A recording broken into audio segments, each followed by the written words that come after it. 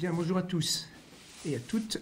Mesdames, Messieurs, chers et chers collègues, chers et chers étudiants, étudiantes, c'est avec beaucoup d'honneur et de plaisir que j'ouvre la journée sur Pierre Évin, jurisconsulte breton, le grand jurisconsulte et historien breton, pourrait-on préciser, du grand siècle, à l'occasion du 400e anniversaire de sa naissance. Que vous soyez ici présents ou à distance, soyez toutes et tous les bienvenus dans cette faculté de droit et de sciences politiques de Nantes Université. Au nom du département d'histoire du droit, je remercie Thomas Delannoy, doctorant dans cette même discipline et dans cette même université, d'avoir eu l'idée de cette manifestation, d'en avoir pensé l'architecture et de l'avoir organisée avec soin. Avant d'entrer dans le vif du sujet, je souhaiterais, en accord avec Thomas Delannoy, évoquer la mémoire du doyen Christian Plessis-Buisset, spécialiste d'histoire de la justice criminelle, disparu il y a presque un an maintenant. Dans sa thèse sur le criminel devant ses juges en Bretagne au XVIe et XVIIe siècle, elle exploita, on pourrait presque dire naturellement, les écrits de Pierre Évin. Nul doute que la manifestation organisée aujourd'hui lui aurait beaucoup plu. Lorsque Thomas Delannoy a envisagé cette journée sur Pierre Évin, il est parti du quatrain qui figure sous le portrait réalisé par le graveur Gilbert Filleul, imprimé dans l'ouvrage rassemblant les consultations de Pierre Évin. Citation au quatrain que je rappelle, supérieure à la louange, Évin par son nom seul est assez illustré, on connaît à ce nom l'émule de Ducange et le rival de d'Argentré. L'évocation de l'historien et philologue Charles Dufresne Ducange et du jurisconsulte Bertrand d'Argentré a donné l'idée à Thomas Delannoy de rassembler historiens et juristes-historiens afin d'articuler les interventions autour des deux axes. Enfin, autour de deux axes. Pierre Évin, historien, Pierre Évin, jurisconsulte. Ces deux thèmes fournissent la trame de la journée, préparée dans le cadre du laboratoire Droit et Changement Social, laboratoire toujours prompt d'ailleurs à soutenir les manifestations des historiens du droit, et je tiens là aussi à remercier, à témoigner la gratitude du département au directeur du laboratoire, M. Gaëtan Cliquenoy, ainsi qu'à Mesdames Anne-Claire Covin et Cindy Martin pour leur précieux soutien pour l'organisation de cette journée. Et il faut associer à ces remerciements l'Association des historiens du droit de l'Ouest, qui contribue grandement à la diffusion des journées organisées au sein du département, et spécialement celle d'aujourd'hui. Évoquant Pierre Évin, Arthur de la Borderie précisait en 1881, dans une contribution qui éditait des documents inédits sur le juriste, je cite, « Jusqu'ici, on s'est peu occupé de mettre en lumière la vie, le caractère, la physionomie d'un homme qui a fait tant d'honneur à la Bretagne. Lorsque la Borderie écrit ces lignes, la littérature sur le sujet est, il est vrai, assez maigre. Certes, il y a la vie de M. Pierre Évin, rédigée par le jurisconsulte du XVIIIe siècle, Augustin-Marie Poulain du Parc, texte repris en grande partie, même en très grande partie, par Charles-François Lambert dans son Histoire littéraire du règne de Louis XIV.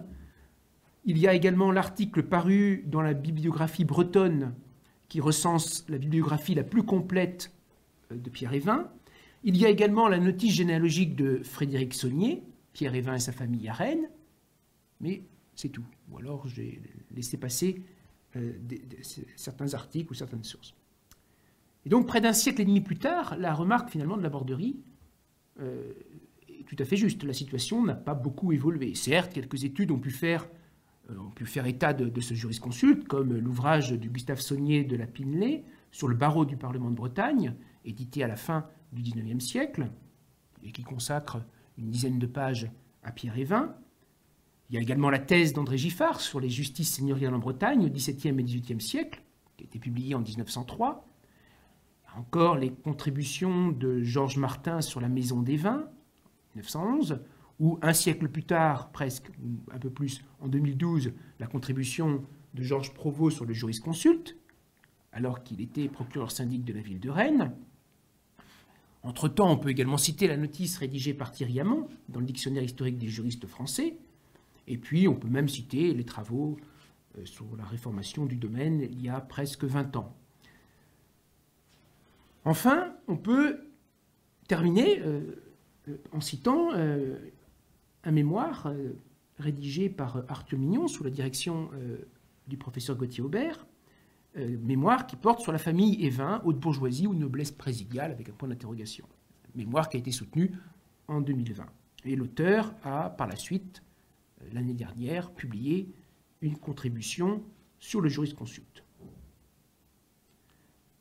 Il y a donc un peu plus de travaux, mais Pierre Évin demeure encore méconnu. Ce qui est d'autant plus paradoxal que Laborderie, toujours lui, n'hésitait pas à souligner que c'est le premier jurisconsulte breton. Je le cite toujours, si d'Argentré le prime par sa vigueur d'intuition, Évin l'emporte par la rectitude de son jugement, par la sagacité de sa critique, par sa science approfondie des institutions du Moyen-Âge. Il n'est pas seulement jurisconsulte, il est historien. Fin de la citation. Et d'emblée, le propos est sévère à l'égard de Bertrand d'Argentré, qui se trouve rabaissé et qui n'est donc plus considéré comme le rival de Pierre Évin. Marcel Plagnol se montre plus mesuré, un demi-siècle plus tard, considère que d'Argentré et Évin sont des hommes de premier ordre. D'ailleurs, si Évin peut être critique à l'égard de d'Argentré, il peut également faire des compliments sur son œuvre. D'Argentré eut d'ailleurs les honneurs de plusieurs travaux, et spécialement d'une thèse en histoire du droit, soutenue il y a près de 50 ans par Pierre Cadieux, en février 1974, Bertrand d'Argentré, pamphlétaire de l'histoire de Bretagne et doctrinaire des statuts. Et puis on peut même citer le colloque qui a eu lieu 45 ans après cette soutenance, à l'occasion du demi-millénaire de Bertrand d'Argentré. Poulain du Parc, l'autre jurisconsulte breton, celui du XVIIIe siècle, qui a été mentionné, a également fait l'objet d'une thèse soutenue en 1950. Tel n'est en revanche pas le cas de Pierre Évin, ou, plus exactement, tel faillit l'être, puisqu'une thèse fut commencée par un Nantais, Philippe Labrousse, à la fin des années 30. S'il s'attela à ses recherches sur, c'était le titre qu'il avait entre guillemets déposé, la vie de Pierre Évin, avocat au Parlement de Bretagne, il fut néanmoins interrompu pendant la Seconde Guerre mondiale. Engagé dans la résistance, il fit partie des 48 prisonniers pris comme otages et fusillés le 22 octobre 1941, en représailles de l'exécution par des résistants communistes 2 jours plus tôt, à Nantes, du lieutenant-colonel Karl Hotz. Karl Hotz qui était responsable des troupes d'occupation en Loire-Inférieure. Labrousse appartenait au groupe Évin, alors je précise tout de suite, du nom du résistant Marcel Évin, chargé de collecter des renseignements. Et Marcel Évin et Philippe Labrousse faisaient partie des 5 otages exécutés au Mont-Valérien, considérant que 16 autres le furent à Nantes et 27 autres à Châteaubriand. Pierre Évin, quelques mots pour présenter la vie et l'œuvre de ce jurisconsulte. Donc Pierre Évin est né le 30 novembre 1623, baptisé le même jour, comme en témoignent les registres de la paroisse Saint-Jean de Rennes. Il est le fils de Pierre Évin, deuxième du nom, de Julienne Billefer, sa première épouse. Poulain lui attribue des origines irlandaises, puisque son arrière-grand-père maternel, Jean Évin, serait venu, alors, en France, enfin plus exactement à Arras, parce que Arras, à l'époque, faisait partie de la France. Arras avait été théoriquement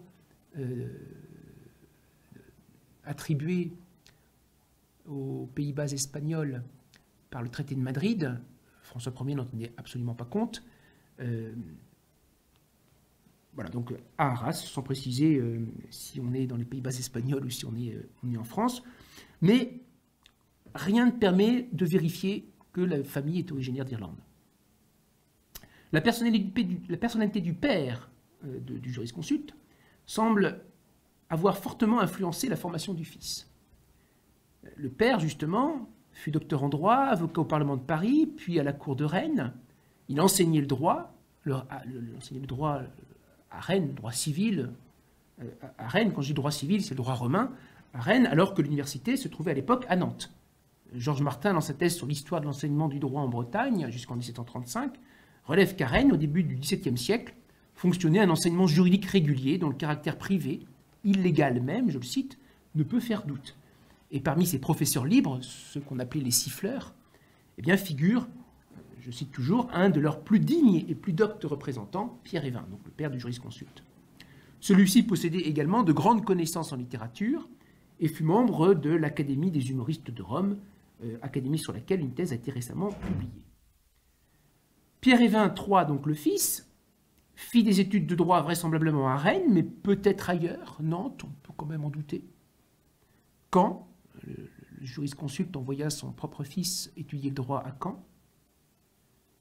Angers, Poitiers, Orléans, pourquoi pas Bourges, comme d'ailleurs le grand jurisconsulte du XVIIe siècle, Jean Domas. Ailleurs, on ne sait pas. Est-il titulaire d'un doctorat en droit? Nous ne le savons pas. Toujours est-il, ça nous le savons, qu'il est reçu avocat, il n'a pas encore 17 ans, le 19 juin 1640. Avocat au barreau de Rennes, faut-il le préciser. Son père l'envoya également à Paris auprès de connaissances savantes pour parfaire son éducation. Et, paraît-il, Pierre-Évin a même remplacé son père lorsque celui-ci était malade ou indisposé dans ses enseignements juridiques à Rennes. Le 3 mars 1658, il épouse Perrine Louis, dont il a eu 14 enfants, mais seuls 3 ont survécu, et parmi eux, l'un d'entre eux donc, fut conseiller au présidial de Rennes, on ne sait pas beaucoup plus, et pour terminer, en mars 1671, Pierre-Évin est nommé procureur syndic de la ville et communauté de Rennes. Pour dire rapidement les choses, c'est comme si c'était le maire. Il est donc l'intermédiaire entre d'une part les échevins et d'autre part le gouverneur, ou le capitaine selon, de Rennes, ainsi que le gouverneur de la province. Et moins de 3 ans plus tard, le 1er janvier 1674, il met fin à son mandat. Alors, presque 3 années, mais presque 3 années qui furent riches. Il s'occupa de dresser un inventaire des papiers, titres et droits détenus par la ville de Rennes. Il a également géré l'expansion des communautés religieuses installées à Rennes. Il a notamment dénoncé une invasion conventuelle. Et sur le sujet, je renvoie à l'étude du professeur Georges Provost. En qualité de procureur syndic, il a participé aux États de Bretagne tenus à Vitré en 1671, puis ceux du 24 novembre 1673 au 11 janvier 1674. Il est, si l'on peut dire, à cette époque, aux premières loges des discussions sur la recherche des justices usurpées, à la suite de l'érection par le pouvoir royal de la Chambre du domaine. Sa démission au tout début de l'année 74, pendant la session des États, donc, a-t-elle d'ailleurs un rapport avec cette recherche, même si les édits venaient d'être rachetés par les États? C'est-à-dire, est-ce que finalement, il ne se préparait pas, ou il avait peut-être trop à faire, quand il défendait les clients, ou ses clients qui étaient inquiétés par le pouvoir royal, parce que ces clients n'arrivaient pas à démontrer qu'ils étaient titulaires de la justice qu'ils prétendaient posséder? Ou alors, est-ce que, étant devenu doyen du barreau en 1673, eh bien, il considérait qu'il ne pouvait pas mener de front ces 2 missions, ces 2 fonctions? Bien, voilà en quelques mots sa vie. Il meurt en 1692 et il est inhumé dans la paroisse Saint-Jean de Rennes, c'est-à-dire la même où il a été baptisé. Voilà ce que nous connaissons. Alors, en quelques mots, l'œuvre, dans un deuxième temps, elle révèle plusieurs spécialités et sujets d'étude. C'est d'abord un juriste qui a priori a excellé dans son art. Poulain du Parc, en tout cas, le souligne, hein, je le cite, c'est un esprit juste, exact, et qui ne perdait jamais de vue son objet. Jusque-là, je pense que beaucoup de juristes le sont aussi. Et il précise, en développant son érudition dans les causes où il eut à combattre, il a ramené les juges au véritable esprit des lois. Alors, il est difficile de mesurer l'exacte réalité de ce qu'affirme Poulain du Parc. Cependant, tous les témoignages, à commencer par les propres consultations qu'Évin rédigea en qualité d'avocat, tous les témoignages confirment de grande qualité. Mais il n'a pas pour autant publié une grande œuvre. Il a rédigé beaucoup de consultations, il a pu commenter et publier la coutume générale du pays et du duché de Bretagne, un ouvrage dans lequel justement il commente chaque article en précisant la jurisprudence du Parlement. Le cas échéant, il consulte les coutumes voisines et étrangères. C'est Poulain qui relève ça, afin de les appliquer aux espèces que celle de la province n'a pas décidées. C'est ce fameux comparatisme qui est à l'origine progressivement de la formation du droit français, si l'on se réfère aux travaux du professeur Jean-Louis Thiroux. Et ces coutumes générales ont connu 9 éditions de 1674 à 1736, soit bien après la mort du jurisconsulte. Donc on peut penser que ces commentaires rendaient service. Évin mit également à jour le recueil d'arrêts sur la coutume qu'il jugeait d'excellente facture de l'avocat au Parlement de Bretagne Sébastien Frein, aux environs de 1570-1642, pour le situer, une génération avant Évin, et il annota ses plaidoyers. Achevés en 1683, les arrêts du Parlement de Bretagne, pris des mémoires et plaidoyers de feu maître Sébastien Frein, furent publiés en 1684. Et à la fin du second tome, Évin glissa quelques-unes de ses études, de cette dissertation, comme notamment la réponse à la dissertation contre le droit civil, c'est-à-dire contre le droit romain. Il défend le droit romain. Son attrait pour le droit civil, le droit romain, montre son intérêt pour l'histoire et l'histoire du droit. Du moins, on peut aussi le supposer. Poulain du Parc relève qu'il étudia avec une application continuelle la moyenne antiquité et la basse latinité. C'est déjà un prérequis indispensable pour pouvoir se pencher sur les sources. C'est la raison également pour laquelle il fréquente à Paris de savants antiquaires, je reprends la formule de Poulain, et fit la connaissance de quelques avocats, et c'est ainsi que l'un d'entre eux, un certain Sévin, avocat au Parlement de Paris, lui présenta une ancienne traduction de l'Assise au comte Geoffroy. Est-ce de ce séjour parisien que date son désir de remonter aux sources, aux lois les plus anciennes, comme il l'a écrit? Peut-être. Quoi qu'il en soit, il a pris soin de recueillir les premiers exemplaires de ces lois afin de corriger les erreurs de copie et de mieux approfondir le sens des lois vivantes. Presque la méthode de Cujas qui est appliquée. Et Poulain loue chez Évin la méthode qu'il a toujours suivie de remonter à la source et de rechercher l'origine des articles dans ce que notre droit particulier et le droit général du royaume nous fournissent de plus anciens. Et il précise ensuite que c'est parfois plus pertinent que de s'acharner à commenter un article de la coutume. Donc c'est dans ce cadre qu'Évin s'employant, toujours selon Évin, à combattre quelques-unes des opinions de Bertrand d'Argentré, chercha à acquérir de plus vastes connaissances afin de le mieux combattre encore et de déraciner du barreau les erreurs que ce grand jurisconsulte y avait transmises. Évin fut enfin remarqué par le premier président du Parlement de Bretagne, Louis Philippot de Pontchartrain, qui, en 1688, l'encouragea à préparer la réformation de la coutume de Bretagne, ou une nouvelle réformation de la coutume de Bretagne. Si sur le sujet aucune archive ne nous serait parvenue, cela témoigne en tout cas des qualités de juriste de Pierre Évin. Et ces nombreuses consultations et plaidoyers furent ainsi publiés après sa mort, alors par son petit-fils, le conseiller Jacques-Jean Évin, et ou par l'avocat Étienne-Jean Brinjon du Plessis, dans les années 1730. Ce sont d'abord les consultations et observations sur la coutume de Bretagne, en 1734, donc c'est l'édition de 147 consultations sur la coutume, parmi lesquelles certaines de ces consultations traitent de points historiques. Ce sont ensuite, en 1736, les questions et observations concernant les matières féodales par rapport à la coutume de Bretagne, ouvrage qui rassemble ces consultations données à l'occasion de la réformation dont il était fait mention tout à l'heure, la réformation du domaine de la couronne. Et l'ensemble de ces consultations a été regroupé en 29 chapitres avec une table substantielle pour pouvoir s'y retrouver. On attribue également à Évin, c'est dans la préface des questions féodales, la volonté de rédiger un traité sur le droit féodal. Là aussi, l'intention n'a pas été suivie d'une édition. La Borderie souligne que Pierre Évin était aussi amateur d'art, notamment d'art religieux. Il renvoie à la description qu'il donna d'une œuvre de sculpture pour l'église de Toussaint à Rennes. Son goût pour l'architecture se manifeste avec la construction du célèbre hôtel du Molan à Rennes. Évin était aussi amateur de curiosité, d'archéologie, de numismatique. Dans ces domaines, précise Gustave Saunier de la Pinelée, il utilisait des connaissances d'une étendue et d'une variété surprenantes et suivait le penchant naturel qu'il portait à fouiller dans le passé. Il a également laissé une petite œuvre littéraire, Le fonds Évin conserve également un glossaire des termes féodaux et coutumiers, bas latin et français, ce qui renvoie à la citation de Ducange, ou la citation qui mentionne Ducange plus exactement.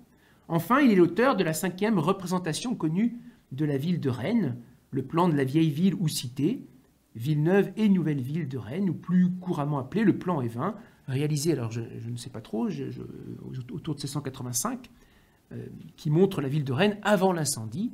Et c'est de ce plan que mon collègue, le professeur Gauthier-Aubert, va nous évoquer dans un instant. Mais auparavant, et pour finir ses propos introductifs, je laisserai la parole à Marcel Plagnol, qui soulignait qu'Évin avait beaucoup moins écrit que Bertrand d'Argentré, mais s'il a beaucoup moins fait, écrivait Plagnol, ou s'il a peu fait, il avait beaucoup préparé. Je ne sais pas si c'est une critique ou... Mais la suite nous montre que ce n'est pas tout à fait une critique. Il avait apporté à l'étude du droit de la Bretagne une méthode et des principes nouveaux, féconds, auxquels il a fait produire des fruits excellents et qui en auraient donné bien davantage s'il eût trouvé des continuateurs. Évin a été dominé toute sa vie par une idée maîtresse. Il avait compris que le droit est un phénomène social, changeant, qui ne peut être compris que par l'histoire. Il s'est attaché à rechercher les textes anciens, les documents originaux, les actes de toute nature qui pouvaient lui donner la notion vraie des choses. Et de là sont sortis donc beaucoup de travaux, dont l'assise au comte Geoffroy, et les innombrables rectifications d'erreurs qu'il a écrites. Il se met à pleine main dans tous ses travaux. Mieux encore que ses ouvrages imprimés, ses notes manuscrites conservées aux archives départementales d'Ille-et-Vilaine montrent son labeur et sa méthode en nous faisant voir les dessous de son travail. Là est son originalité et elle est grande, achève Marcel Plagnol. Et c'est de ce fonds, le fonds Évin, c'est ce fonds, pardon, le fonds Évin que nous présentera par la suite Bruno Isblé, conservateur aux archives départementales d'Ille-et-Vilaine. À mains égards, finalement, en définitive, à mains égards, Évin est de la même veine qu'un de ses presque contemporains. Je pense à l'abbé Claude Fleury, 1640-1723, auteur de la première histoire du droit français, dans laquelle l'histoire médiévale prend une large part. Question d'origine du droit et du droit féodal également. Et nous achèverons donc la matinée avec l'intervention de Thomas Delannoy, intitulée Évin médiéviste. Je vous remercie.